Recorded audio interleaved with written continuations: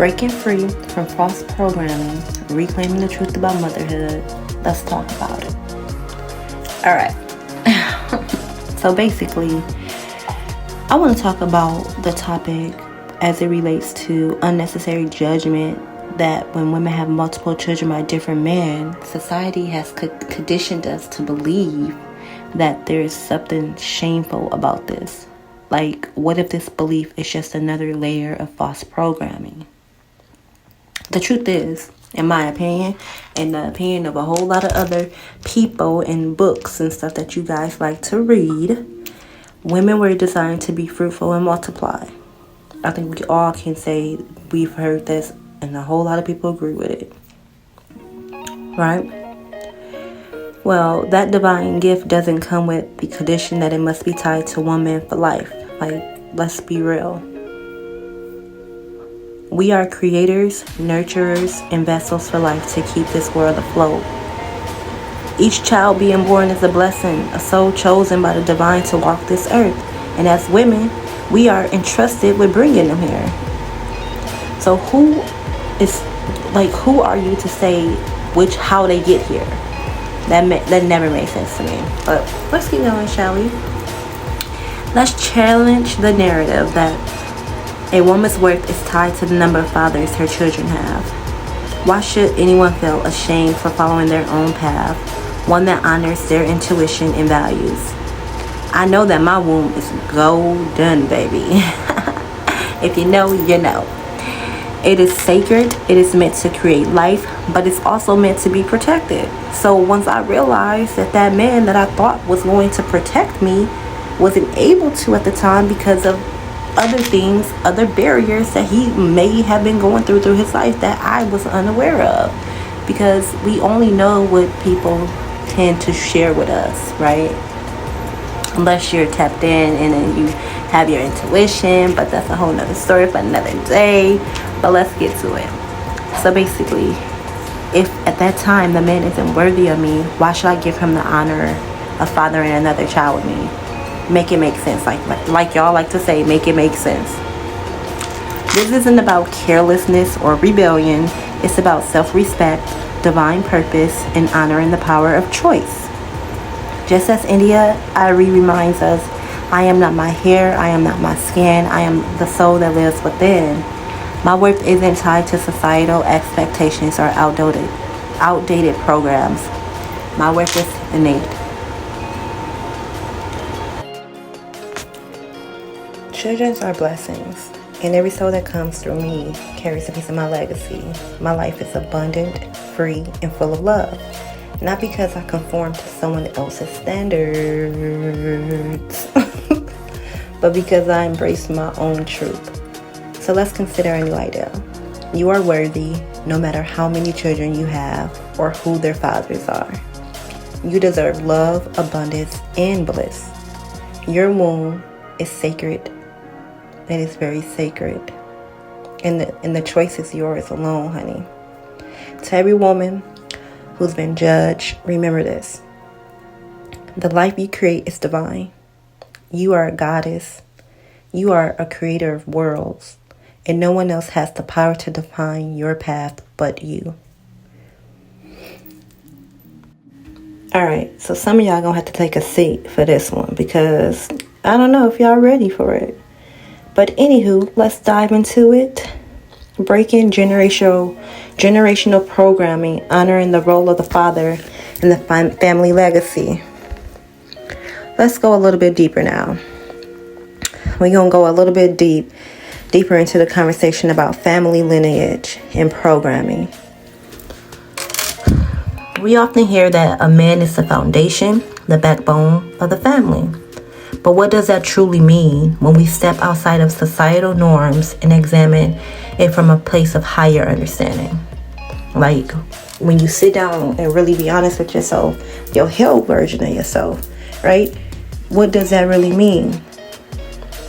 Well, first, let's acknowledge the programming many of us received.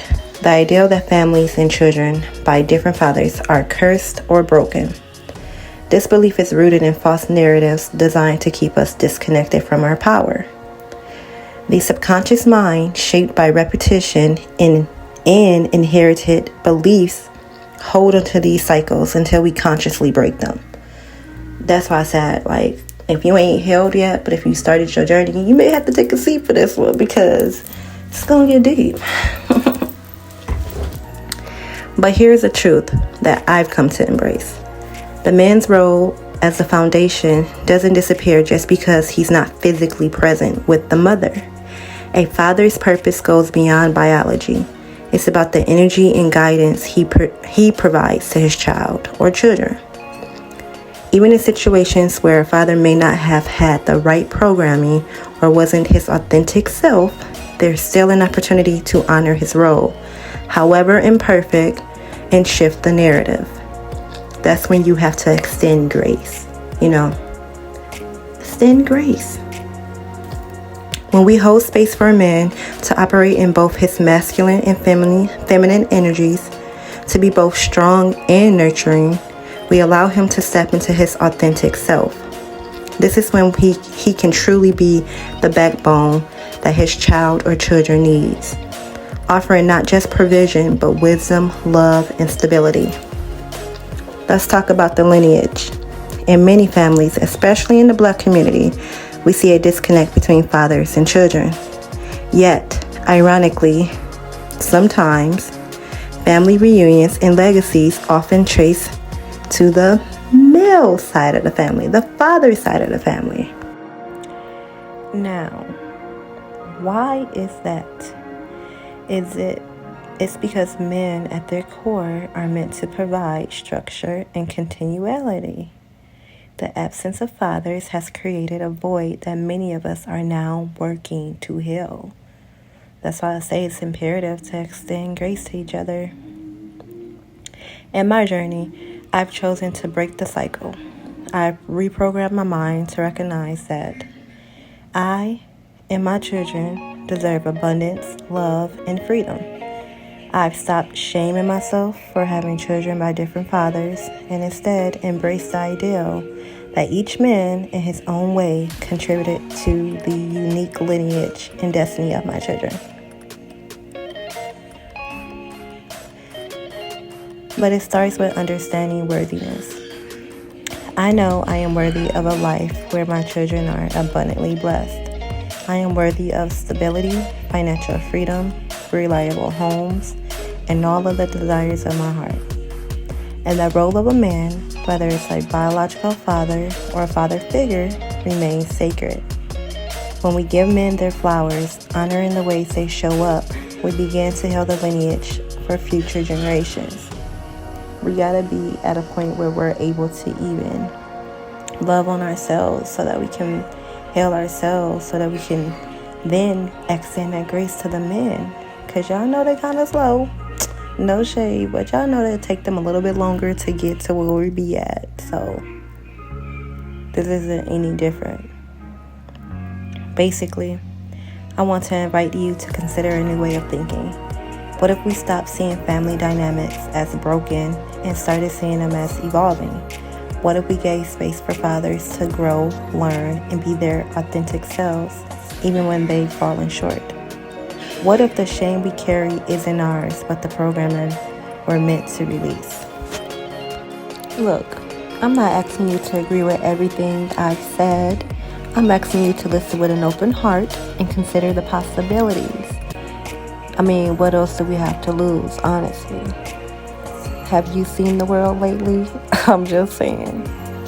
When we heal the masculine and feminine within ourselves, we open the door for our children to experience abundance, bliss, and freedom in ways we could have only imagined. Definitely sending love and light. Ashe, ashe. I am actually gonna talk about the role of the children coming up here shortly. Basically, the role of the children in the new awakening. Alright, y'all. This one is more serious. Now we're talking about the babies here. So let's dive into the vital role children play in the evolution of humanity and the urgent awakening happening around us. The truth is, children are not just kids. They are smaller versions of us, humans carrying untapped potential, wisdom, and divine energy. They are here to help us evolve, to guide us into a new way of thinking, and ultimately to create a world beyond anything we've imagined. As adults, we often feel the need to control everything.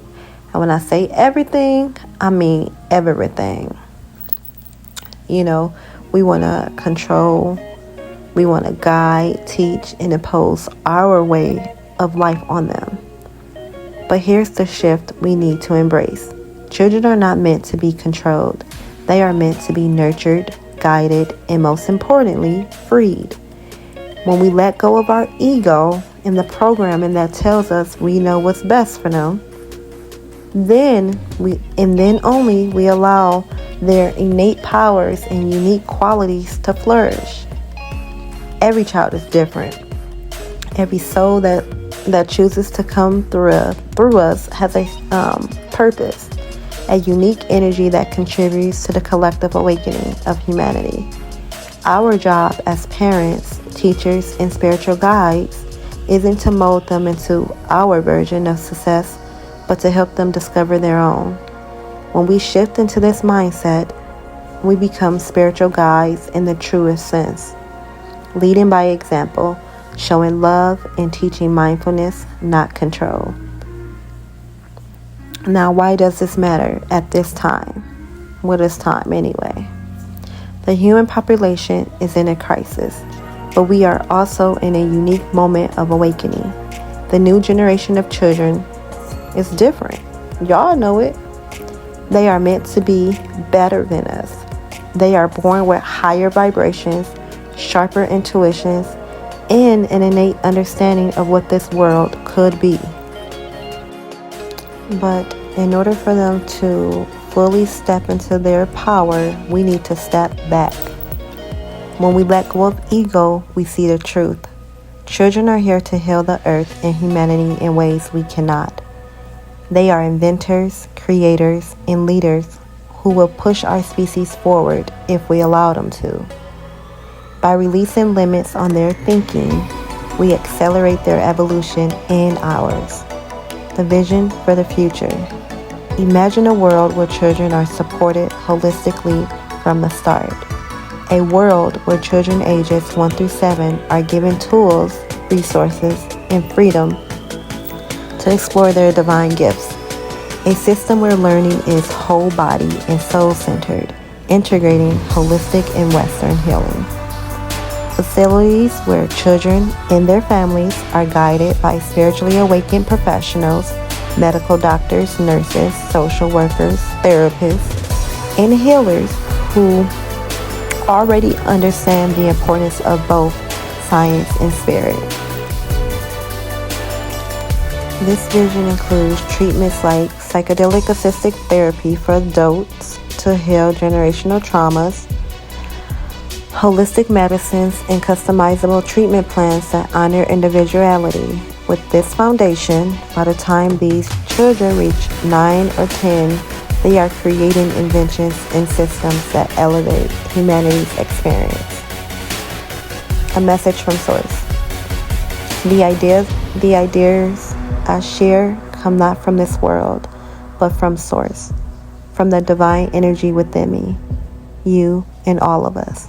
The unknown can feel scary, but this awakening is happening with or without you. We are being called to let go of the past, embrace our truth, and allow our children to lead us into a future filled with love, light, and limitless potential. So take what resonates and leave what doesn't. But know this, the world is changing and the children are the center of it all. Let's give them the freedom to be who they were born to be. As always, I send love and light to you all. Let's rise together with love from High Priestess Rosemary, elevator of consciousness to higher spiritual realms, transparency of love and earth's wisdom, purifying and protecting.